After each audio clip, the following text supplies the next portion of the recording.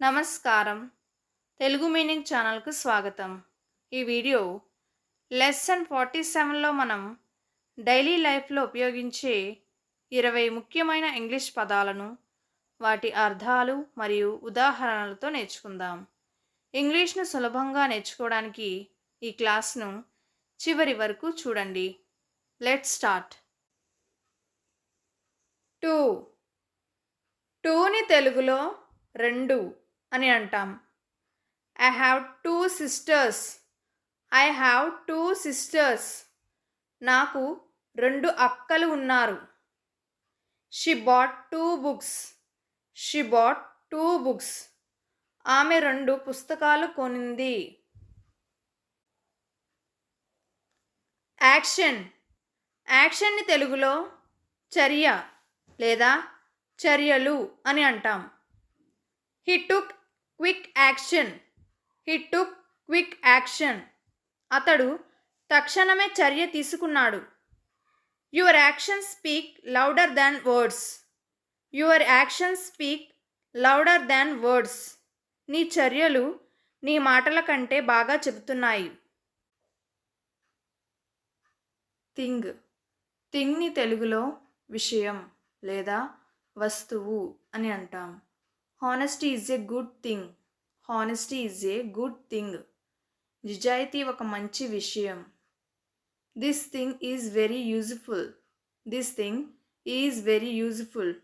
ఈ వస్తువు చాలా ఉపయోగకరంగా ఉంది. వి. వీని తెలుగులో మనం లేదా మేము అని అంటాం. We are going to the market. We are going to the market. మనం మార్కెట్కి వెళ్తున్నాము. We like to play cricket. We like to play cricket. మనం క్రికెట్ ఆడటం ఇష్టపడతాం. 12. 12ని తెలుగులో 12 అని అంటాం. There are 12 apples in the basket. There are 12 apples in the basket. బుట్టలో 12 యాపిల్స్ ఉన్నాయి. The clock struck 12. The clock struck 12. గడియారం 12 మోగి. అకార్డింగ్. అకార్డింగ్ తెలుగులో ప్రకారం అని అంటాం. According to the news it will rain. According to the news it will rain. వార్త ప్రకారం వర్షం పడుతుంది. He acted according to the rules. He acted according to the rules. అతను నిబంధన ప్రకారం వ్యవహరించాడు. వెడ్నెస్డే. వెడ్నెస్డేని తెలుగులో బుధవారం అని అంటాం. Today is Wednesday. Today is Wednesday. ఈరోజు బుధవారం. Our class is on Wednesday. Our class is on Wednesday. మన క్లాస్ బుధవారం ఉంది. రివర్. రివర్ని తెలుగులో నది అని అంటాం. The river flows near my village. The river flows near my village. నా ఊరి దగ్గర నది ప్రవహిస్తుంది. Children are playing near the river. Children are playing near the river. పిల్లలు నది దగ్గర ఆడుకుంటున్నారు. రూట్. రూట్ని తెలుగులో వేర్లు లేదా వృక్ష భాగము అని అంటాం. The tree has deep roots. The tree has deep roots. ఆ చెట్టుకు లోతైన వేర్లు ఉన్నాయి. We must understand the root of the problem. We must understand the root of the problem. సమస్య వేరును మనం అర్థం చేసుకోవాలి. సెట్. సెట్ని తెలుగులో అమర్చడం లేదా సెట్ చేయడం లేదా సరైన స్థితిలో ఉంచు అని అంటాం. I will set the table. I will set the table. నేను టేబుల్ అమర్చుతాను. She set the alarm for 6 AM. She set the alarm for 6 AM. ఆమె అలారం ఉదయం 6 గంటలకు సెట్ చే. సెండ్. సెండ్ని తెలుగులో పంపడం అని అంటాం. I will send you the file. I will send you the file. నేను మీకు ఫైల్ పంపుతాను. Please send the letter today. Please send the letter today. దయచేసి ఈరోజు లేఖ పంపండి. సెర్చ్. సెర్చ్ని తెలుగులో వెతకడం లేదా అన్వేషణ అని అంటాం. I will search for my book. I will search for my book. నేను నా పుస్తకం కోసం వెతుకుతాను. They searched the whole house. They searched the whole house. వారు మొత్తం ఇంటిని వెతికారు. లార్జ్. లార్జ్ని తెలుగులో పెద్ద అని అంటాం. They live in a large house. They live in a large house. వాళ్ళు పెద్ద ఇల్లులో నివసిస్తున్నారు. We saw a large elephant.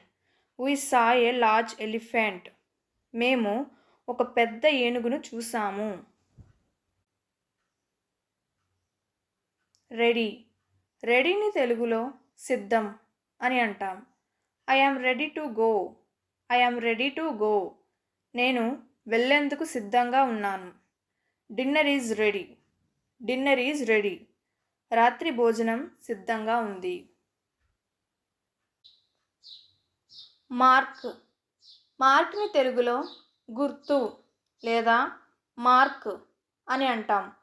He got good marks in the test. He got good marks in the test. అతను పరీక్షల్లో మంచి మార్కులు పొందాడు. She made A mark on the paper. She made A mark on the paper. ఆమె కాగితంపై గుర్తు వేసింది. Out.